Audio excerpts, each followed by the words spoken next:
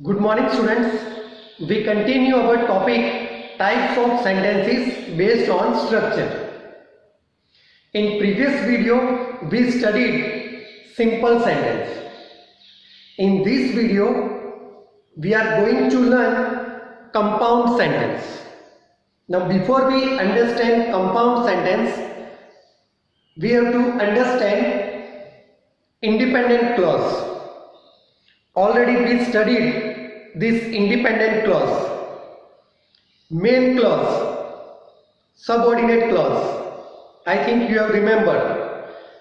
Independent clause, main clause, principal clause, they are same. They are synonyms.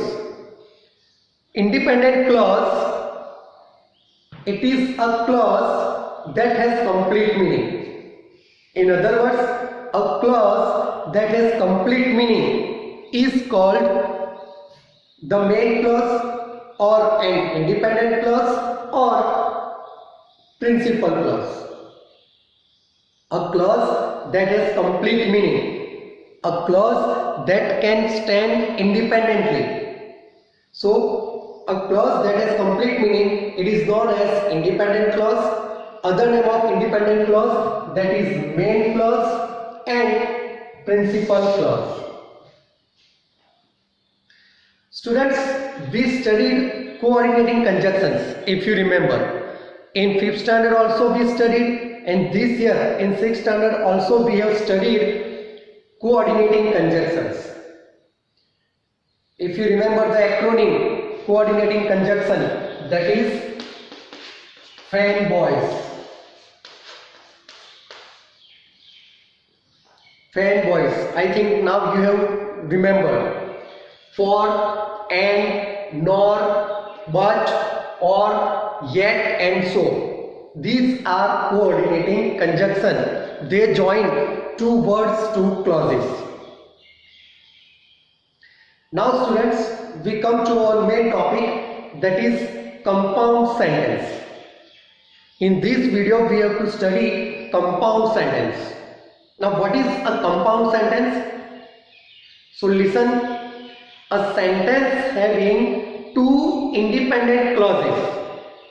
A sentence having two independent clauses, and these two independent clauses joined with coordinating conjunctions.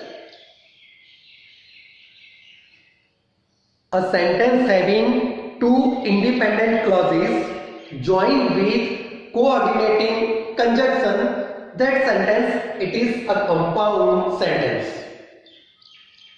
Look here, a sentence having two independent clauses joined with coordinating conjunctions. And coordinating conjunction we know, fanboys, for, and, nor, but, or, yet, and so. These are coordinating conjunction. So when two clauses they are joined with coordinating conjunction, then that sentence is a compound sentence. Now let's understand through example.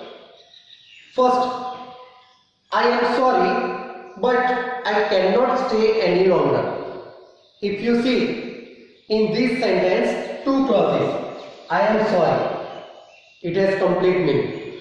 I cannot stay any longer, it has complete meaning, and both are clauses, both are independent clauses because both have complete meaning. And these two clauses, they are joined with conjunction but, and but it is a coordinating conjunction. So the given sentence, I am sorry but I cannot stay any longer, it is a compound sentence. As it has two clauses, two independent clauses and joined with coordinating conjunction but. So this sentence, I am sorry but I cannot stay any longer, is a compound sentence. Let's see next sentence. You must listen to the lecture carefully or you will miss out. You must listen the lecture carefully or you will miss out. In this sentence you see two clauses. you must listen to the lecture carefully, and second, you will miss out. Both the clauses, they are main clause, they are independent clause and joined with coordinating conjunction or. So the sentence is compound sentence. Now see the next example. NET appeared for the exam and scored maximum marks. Now students, see in this sentence, two clauses. NET appeared for the exam. One clause, it has complete meaning. Now second clause, that is scored maximum marks. Scored maximum marks. Now here, if you see, scored, it is a verb. Maximum marks, it is object. So what about the subject? This group of words, it does not have a subject. Then also it is a clause. So students, remember the rule, when in a sentence two clauses are there, and if the subject of both the clauses is same, then we can omit, we can remove the subject in the second clause. And that is why see, NET appeared for the exam and scored maximum marks. If we have to write, then NET appeared for the exam and C scored or NET scored maximum marks. But the subject for both the clauses is one, same, NET. And that is why we can omit, we can remove the subject. So scored maximum marks, it is also a clause. So scored maximum marks and NET appeared for the exam. Both are independent clauses and both are joined with coordinating conjunction and.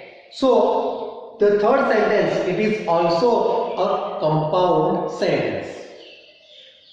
Now see the fourth example. She has completed her homework and project. She has completed her homework and project.